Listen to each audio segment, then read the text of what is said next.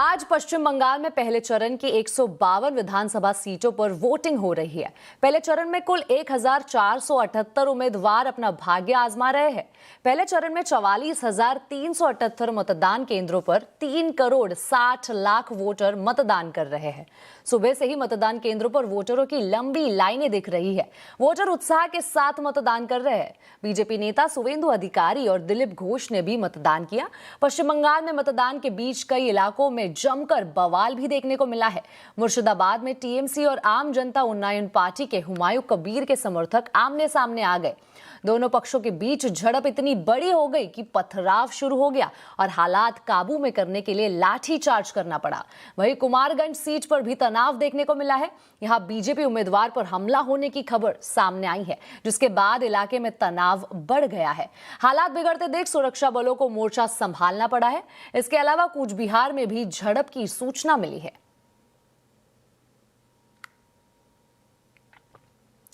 तो पश्चिम बंगाल में कैसी चल रही है वोटिंग और कैसे है ताजा हालात, इस पर ज्यादा अपडेट के लिए हमारे साथ जुड़े संवाददाता अरुण सिंह। अरुण, बताइए कैसे चल रही है पश्चिम बंगाल में वोटिंग और कुछ इलाकों में झड़प की भी खबर आई है, उस पर क्या अपडेट है?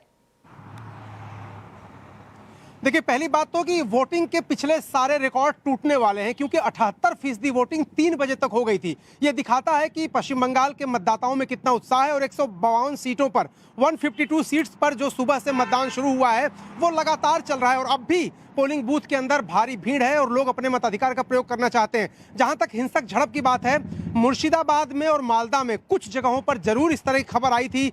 हुमायूं कबीर का जो इलाका है उसके आसपास के कई बूथों पर टीएमसी के कार्यकर्ता और हुमायूं कबीर की पार्टी कार्यकर्ता आमने सामने आ गए और एक जगह तो दोनों के बीच जो है हाथापाई भी हुई और लाठीचार्ज करना पड़ा पुलिस को। लेकिन राहत की जो सबसे बड़ी बात है वो ये कि बंगाल चुनाव के हिंसा के इतिहास को देखते हुए इस बार कोई बड़ी घटना, कोई बड़ी हिंसा की खबर अब तक नहीं आई है। शांतिपूर्ण मतदान लगभग हो रहा है, लोग अपने मताधिकार का प्रयोग कर रहे हैं। और सीएपीएफ यानी सेंट्रल आर्म फोर्सेस को लेकर के जो राजनीति चल रही थी भारतीय जनता पार्टी और तृणमूल कांग्रेस के बीच, उस पर भी कई बयानबाजी हुई थी। लेकिन कई ऐसे लोग मतदाता मिले जिनका ये कहना था कि चूंकि सीएपीएफ के लोग सड़कों पर गश्त कर रहे थे, हजारों की संख्या में पुलिसकर्मी और पैरामिलिट्री फोर्स के लोग थे, इसलिए वो आराम से निकल करके बिना किसी डर के भय के अपना वोट दे पाए। एक बड़ी बात यह भी है, तो मुर्शिदाबाद और मालदा का जो इलाका है वहां कुछ झड़प हुई, लेकिन स्थिति नियंत्रण में है और काबू में है। बड़ी बात यह है कि 152 सीटों में सबसे ज्यादा सीटें बीजेपी ने पिछली बार अच्छा प्रदर्शन इन 152 सीटों पर किया था। तो इस बार भी उनको उम्मीद है litmus test Bharatiya Janata party का, क्योंकि अगर सरकार बनाने का दावा जैसा कि वो कर रहे हैं और अगर बनाने की बात कह रहे हैं तो इस पूरे इलाके में उनको अच्छा प्रदर्शन करना ही होगा। तृणमूल कांग्रेस अपना किला बचाने की पुरजोर कोशिश कर रही है, दोनों के बीच अच्छी लड़ाई है। लेकिन कहीं कहीं पॉकेट्स में आप देखिए कांग्रेस भी स्ट्रांग है, कहीं कहीं पॉकेट्स में क्षेत्रीय दल भी स्ट्रांग है। लेकिन मुख्य जो यहाँ पर मुकाबला है फिलहाल तृणमूल कांग्रेस और भारतीय जनता पार्टी के बीच है। तो वोटिंग का प्रतिशत जो है, जिस तरह से लोग वोटर महिलाएं खासतौर से भारी संख्या में मतदान केंद्रों तक पहुंची हैं, वो दिखाता है कि मतदान को लेकर के लोगों में उत्सुकता है, जागरूकता है और लोग अपने मताधिकार का प्रयोग करके एक सरकार चुनना चाहते हैं। ये जो हाई वोटर परसेंटेज है, इसको लेकर के देखिए दोनों के दावे हैं। तृणमूल कांग्रेस कह रही है कि सरकार बचाने रखने के लिए, सरकार बनाए रखने के लिए लोग एग्रेसिव होकर वोट कर रहे हैं भारतीय जनता पार्टी के खिलाफ।